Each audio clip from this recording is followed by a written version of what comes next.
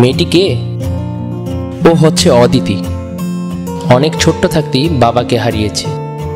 মাকে আঁকড়ে ধরেই বেঁচে আছে অদিতি।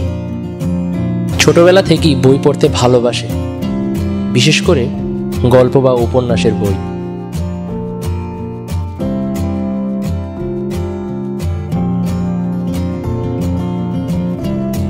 আসল ব্যাপারটা হলো, আজ লাইব্রেরিতে বই জমা দেওয়ার লাস্ট ডেট। পূর্বের ন্যায় কিছু বই এনেছিল পড়ার জন্য। আর লাইব্রেরির নিয়ম হলো, প্রতি মাসের 10 তারিখে লাইব্রেরি থেকে যে বইগুলো দেওয়া হয় সেগুলো জমা দিতে হয়।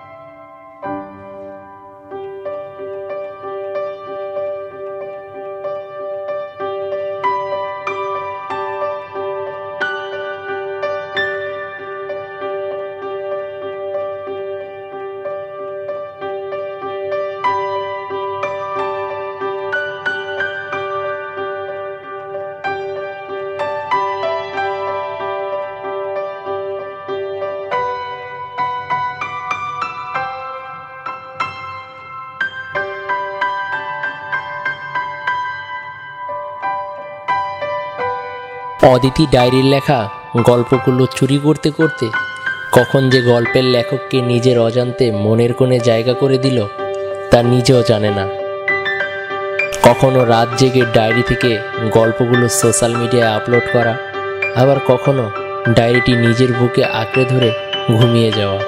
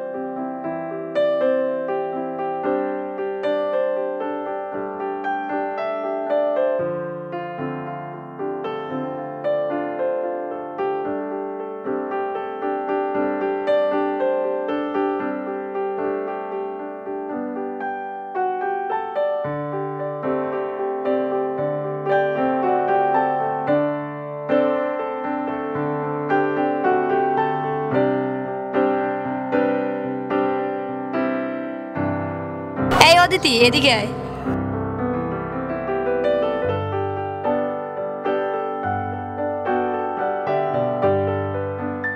কিরে, কয়েকদিন যাবৎ ফেসবুকে ভালো ভালো স্ট্যাটাস দিচ্ছিস? গল্পগুলো কি তোর লেখা নাকি অন্য কারো? কেন, তোদের মনে হয় আমি আমার ফেসবুকে অন্য কারো লেখা পোস্ট করবো? দোস্ত, যাই কস, গল্পগুলি কিন্তু অসাধারণ সুন্দর। অল্প কয়েকদিনে সেলিব্রিটি হতে পারবি। গল্পগুলো সুন্দর, কিন্তু সেলিব্রিটি হতে পারবো কিনা তা জানি না। আচ্ছা তোরাই বল, গল্প দিয়ে কেউ কখনো সেলিব্রিটি হতে পারে? কি বলস? কেউ হতে পারেনি বলে তুই হতে পারবি না? তাই বুঝি? আগে তো সেলিব্রিটি হই। তো অনেকটা টাইমই তো হলো, বাসা থেকে মা ফোন দিতে পারে, চল উঠি। তোরা যা, আমার একটু কাজ আছে, কাজটা শেষ করে বাসায় ফিরবো।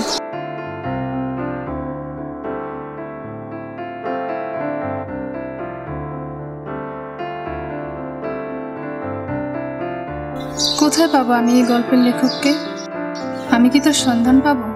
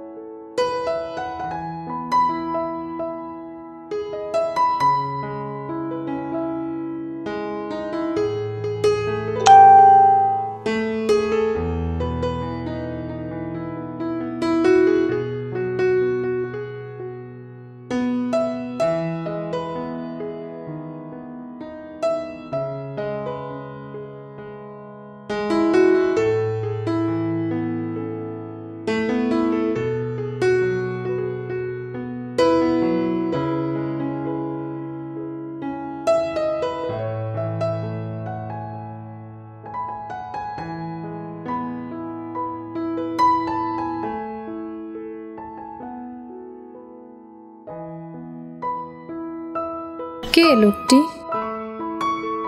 আর কিভাবে বুঝলো যে গল্পটি অসম্পূর্ণ? ধ্যাত,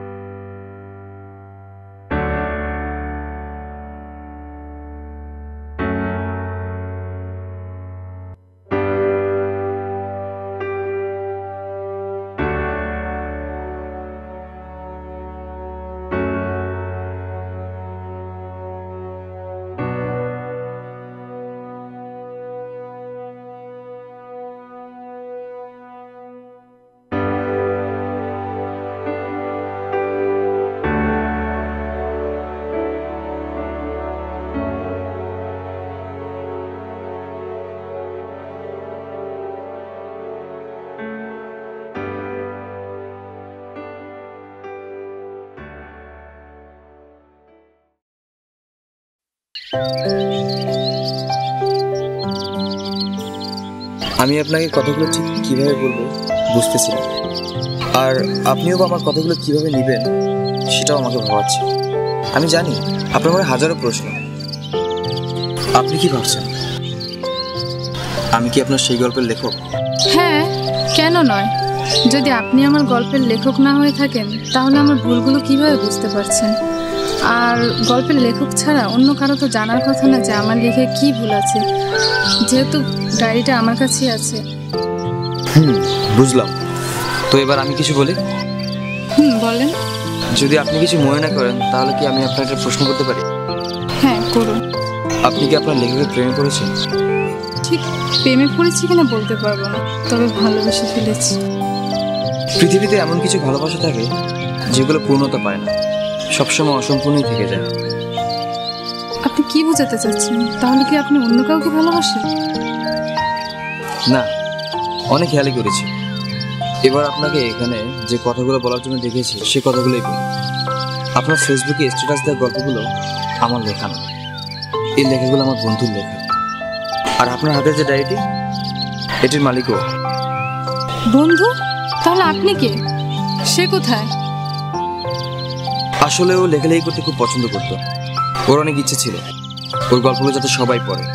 ইচ্ছে ছিল ওর গল্পগুলো ফেসবুকে আপলোড দেওয়ার, কিন্তু ওর কাছে টাকা না থাকার কারণে ভালো একটা মোবাইল ছিল না।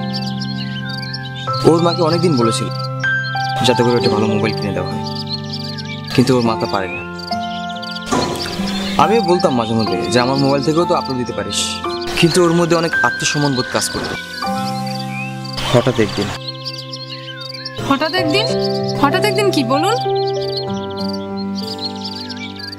তারপরও ভাবলো ওর লেখা গল্পগুলো কেউ পড়তে পারছে না, তাই ও সিদ্ধান্ত নিল যে ওর ডায়েরিটা লাইব্রেরিতে রেখে আসবে, এটা ভেবে যে কেউ অন্তত গল্পটা পড়তে পারবে। তারপর কি বলুন? ও ডায়েরিটা লাইব্রেরিতে রেখে আসার পথে রোড অ্যাক্সিডেন্টে মারা যায়। আর রেখে যায় আপনার হাতের এই ডায়েরিটি।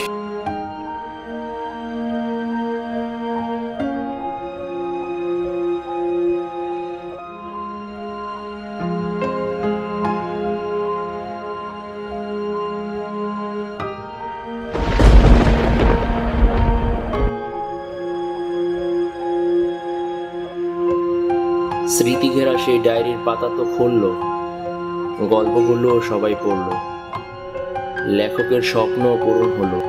কিন্তু লেখকের জন্য অদিতি যে ভালোবাসার স্বপ্ন দেখেছিল তা আজ চাপা পড়ে গেল কিছু সত্যের মাঝে। তবে কি এই ছিল অদিতির ভাগ্যে? যার ভালোবাসা পোষণ করে অদিতি এত দূর পৌঁছালো, অথচ অদিতি জানতই না যে সে অদিতিকে ছেড়ে অনেক আগিয়ে চলে গেছে অনেক দূরে, সেই না ফেরার দেশে।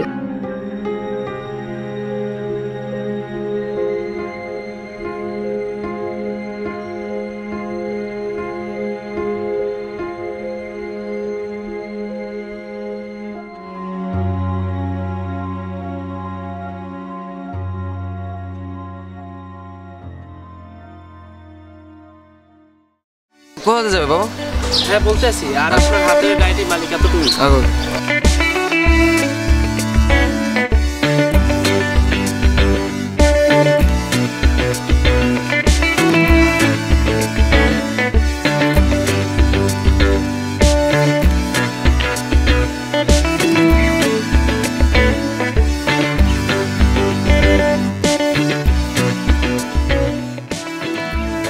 কিন্তু ওর ভিতরে কি বোধ কাজ করতো?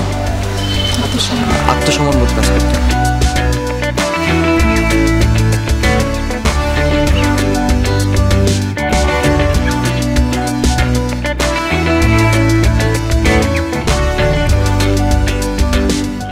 অ্যাকশন! দোস্ত যাই কস।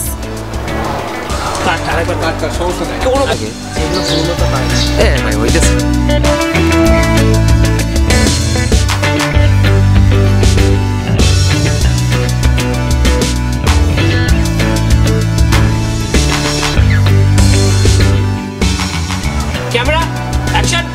কি রে, আচ্ছা